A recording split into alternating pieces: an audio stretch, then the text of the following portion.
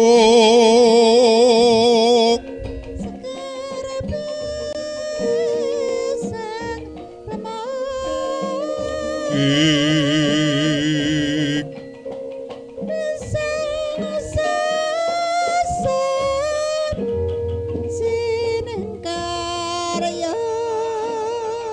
Sri Narendra Siniwaka ingkang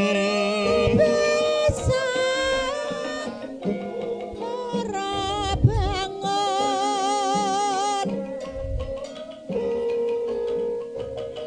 sepatum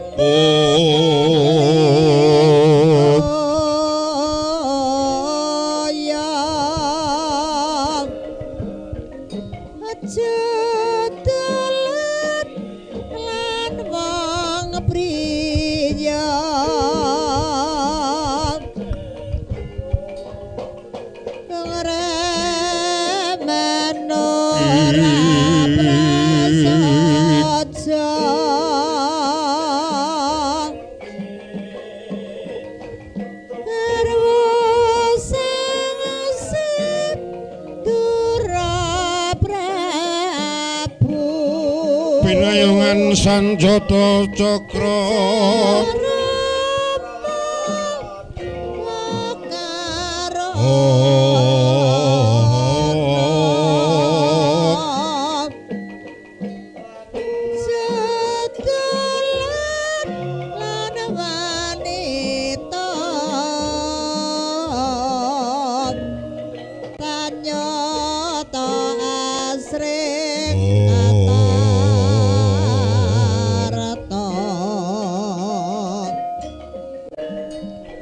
sembung langu mungging gunung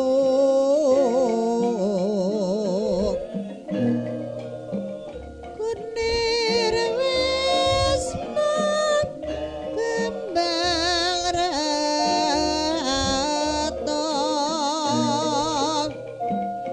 jeguk kujar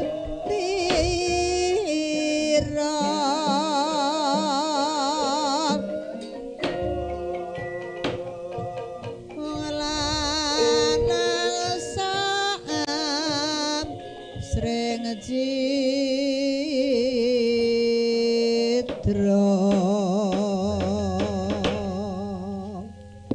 Sri Tinon pasewakan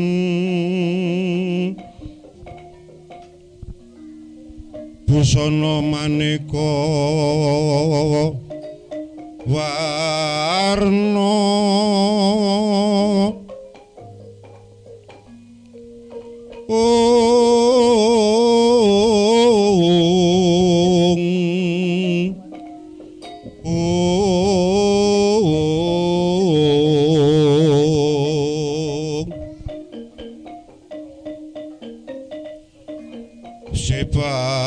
Puspitengu miang panjrasarwa rukma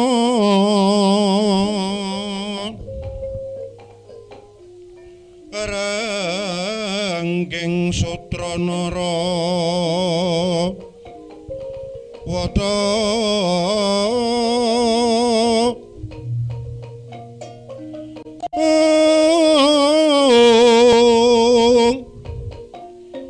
Obro prabanyosu mirat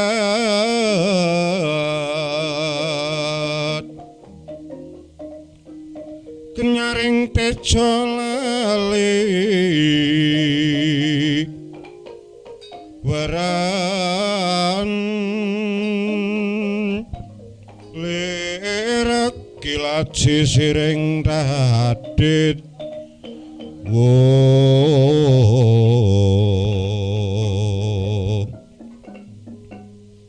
Bimbo kegonto amre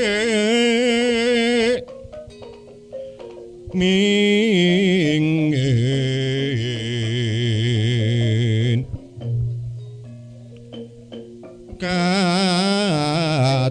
prabing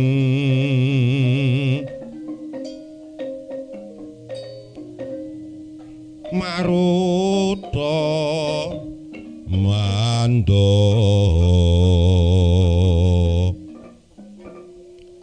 separan mangambar kunggas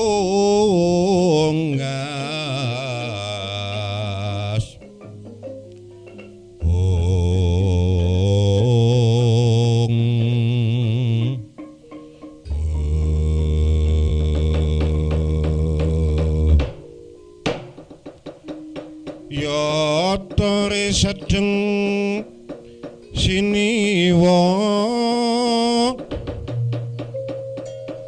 Resang Sri Narendra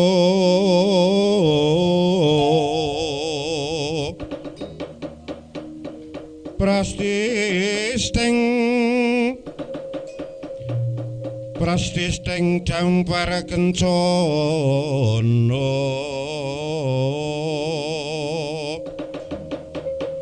wong kinontrang Mas Retno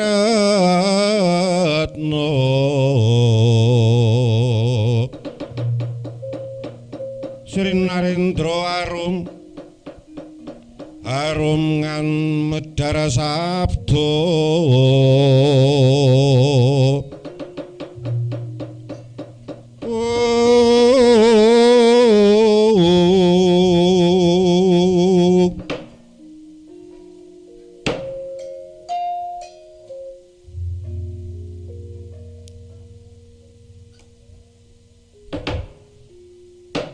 Newang sukma mangadya linuwih jagat mangis wasisaning Bathara manggih ta Kaka Prabu pepundhen kuling Dwarawati kadang kula werda Kaka Prabu Bathara Kresna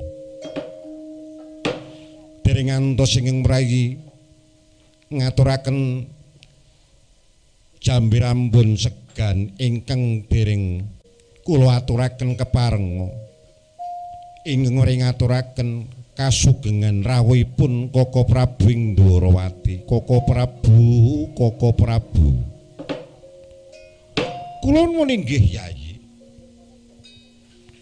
sedaya pangendikanipun Yayi ingkang rumentah Rakanta Dwarawati sampun kula tampi asta kekalih upami kemawon ingkang Raka Mijil Nem sedaya pangendikanipun Yayi kula tampi asta kekalih kula cancang pucaking rikma ing Werdaya ndadosna Caya Nurcaya dagi kayuanan sareng Yayi Mijil Nem ing Raka Mijil Sepuh sedaya pangendikanipun Yayi kula tampi asta kekalih dumawah sami-sami Yayi kula nuwun inggih Kaka Prabu matur sembah nuwun keparenga kula aturi mrayogekaken ingkang dados lenggahipun Kaka Prabu ing Dwarawati. Nun inggih dhateng sendika Yayi, sampun boten kirang setunggal menapa sampun prayogi anggen kula sowan Yayi. Kula nuwun inggih Kaka Prabu. Kadangipun Kakang Dimratasena sarene Kaka Prabu ingkang diantu-antu wis rawuh lan wis kepareng lenggah jeneng para jenganti Klenggana tenggal nyaosna pambagya Raharja ana ngersane pepundhen ing Dwarawati Kaka Prabu Bathara Kresna Yayi Dimas Bratasena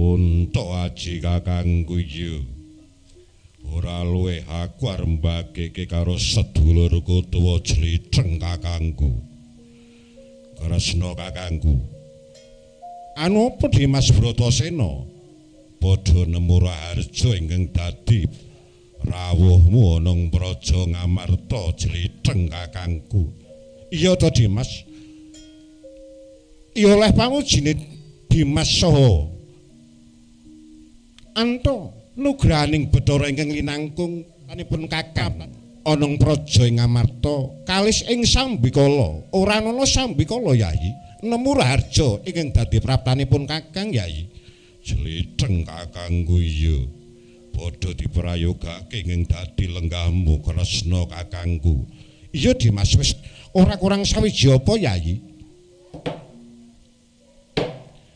semono uga Yayi Dimas Janaka enggal ngaturna pambagya Raharja ana ngersane pepunden Dwarawati Yayi mboten langkung ing praye Madukara nyaosaken sumengkeming pangabekti kunjuk saha ngaturaken karaharjan wonten ngarsanipun Kaka Prabu ing Dwarawati Kaka Prabu Dimas kaipe Dimas Janaka ya ndak tampa Yayi kejawi saking menika kepareng ing mranyaosaken sumengkeming pangabekti sayogi kunjuk wonten ngarsanipun Kaka Prabu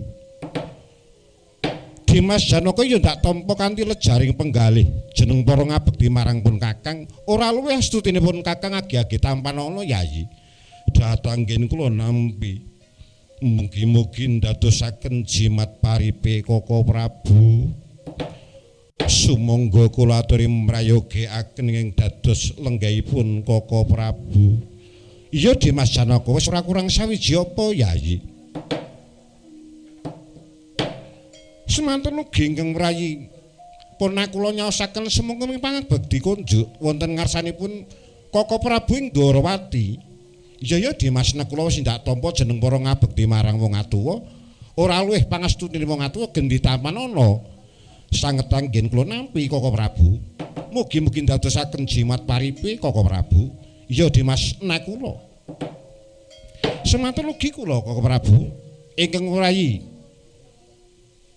sadewa nyaosaken sumengkeming pangabekti kunjuk wonten ngarsanipun Kaka Prabu iya Dimas kula ndak tampa kanthi lejaring penggalih astutine wong atuwamu gendi tampanana dhateng kula nampi Kaka Prabu mugi-mugi saged ndadosaken caya nracaya ora daging kayuanan sarene sedaya sampun bagi pinagi lan sampun manggih Raharja kepareng wangsul wonten ngersanipun Kaka Prabu ing Dwarawati kula nuwun nggih Yayi rika lenggan menika Yayi Prabu kepareng ngawontenaken pisowanan ageng Ih, ngantos randhat sowan kula wonten ngarsanipun Yayi. Kula nuwun inggih Kaka Prabu. Estunipun ingkang dipun ajeng-ajeng praptanipun utawi rawuhipun Kaka Prabu ing Dwarawati kados dene ngentosi kumambanging sila item sumeleming prau gabus. Randhat wonten wigatos menapa rawuh wonten negari Ngamarta Kaka Prabu. Nyuwun sewu Yayi. Estunipun ingkang Raka ugi badhe daya-daya lajeng sowan wonten ngarsanipun Yayi awit kejibah ingkang Raka wonten negari Dwarawati ngembat awutung ngejum kumbul ingkang ruwet. Pangestunipun para sesepuh lan pamujinipun Yayi Prabu saged paripurna menapa dadosaken ruwet rentenging negari Dwarawati saengga saged tata titi tentrem ing wekdal samangke ingkang Raka saged sowan wonten negari Ngamarta Yayi. Iya syukur binagi sewu Kaka Prabu yen to negari Dwarawati sampun manggihaken tata titi tentrem. Mugi-mugi saged lestari ing dumugi samangke Kaka Prabu. Kula nuwun inggih Yayi. Lajeng menika Yayi Prabu kepareng ngawontenaken pisowanan ageng. Menapa ingkang dados gatosipun lan menapa ingkang dados darunanipun. Monggo Yayi. Kula aturi murwani pangendikan Yayi. Leng-leng ramyan ingkang driya Liryan Candra kathah wengan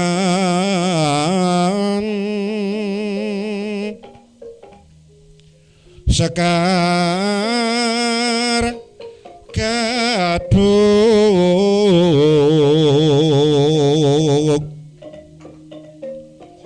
kongas gandaning pus pito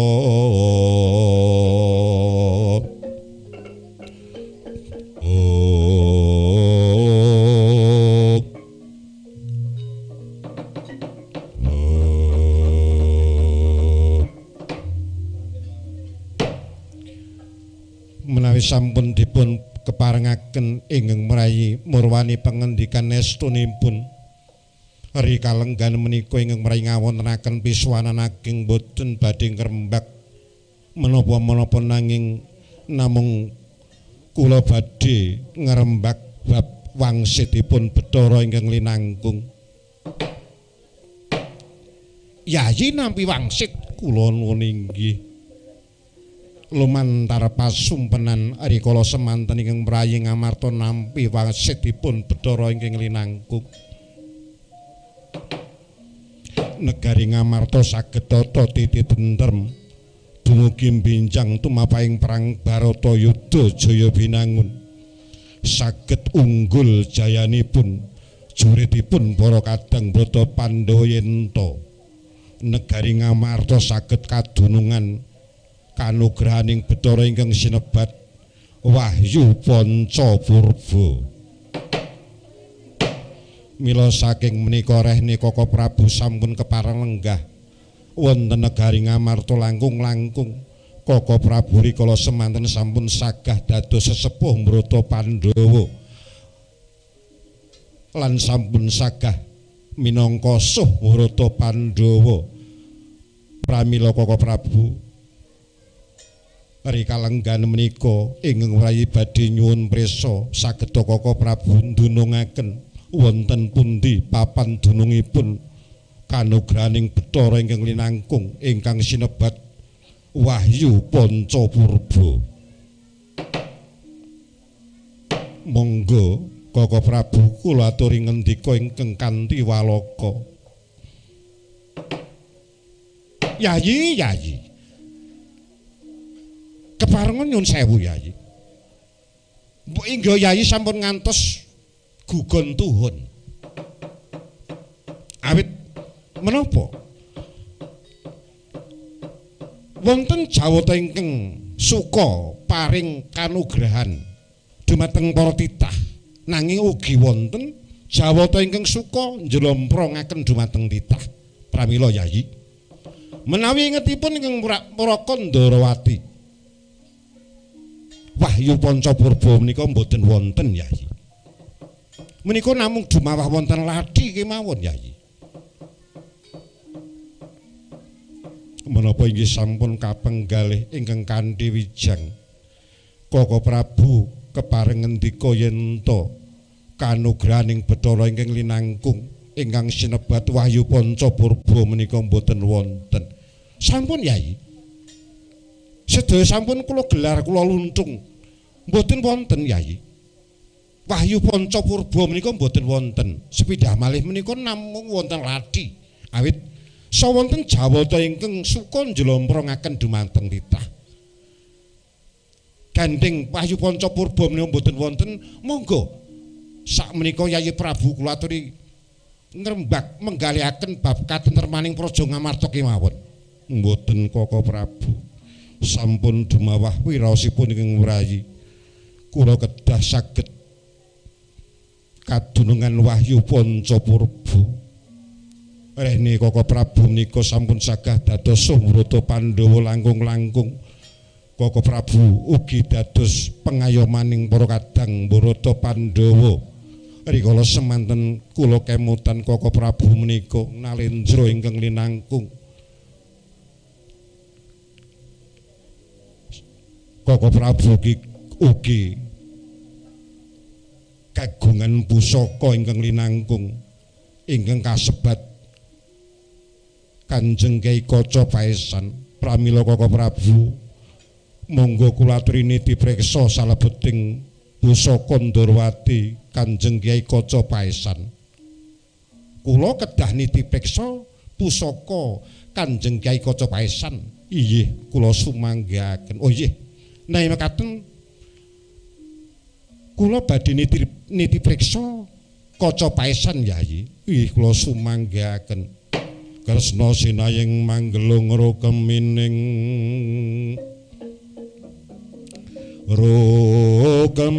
cakra ningrat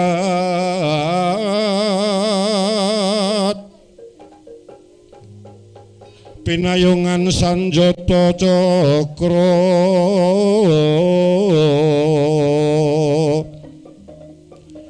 Kresna maranggara cita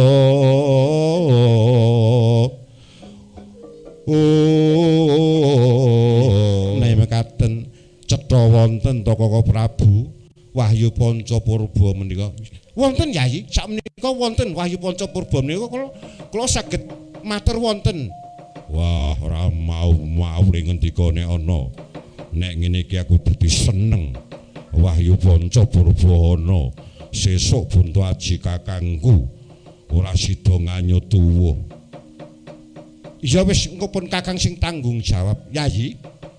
Menawi Yayi Prabu saestu badhe nggayuh kanugraning Bathara Wahyu Pancapurba menika sarana ingkang saged dipun cawisaken nggih menika.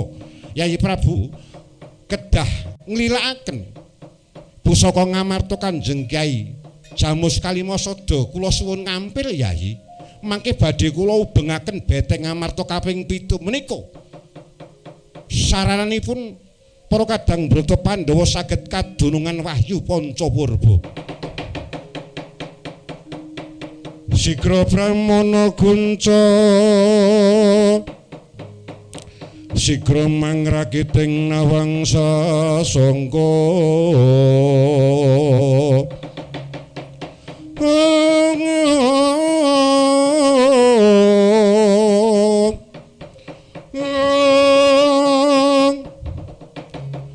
Siga mangakiting nawang muka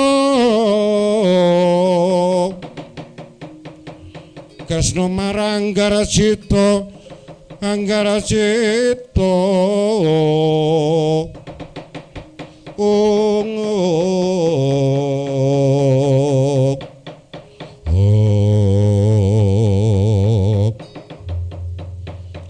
Kacarita duk nalika semana sidhem permanem salebeting Stinggil Ngamarta. Sareng pusaka ngamarta sampun katampi Narendra Ndrawati Prabu Bathara Kresna ngrenggani kanyut pinangga wardu. Kanyut jare wong kang ganten wardu jare ngakeca. Nggantena dereng aburit keca dereng manjing sabta pertala kesaru pasiban Yai. Sinten ingkang pantun miyak ingkang mara sowan. Utusan saking negari Ngastina. Sinten ingkang kapinita sowan wonten negari Ngamarta Gejawi nujum Ngastina Dayang Kumbayana mendak-mendak lir sata manggiya krama.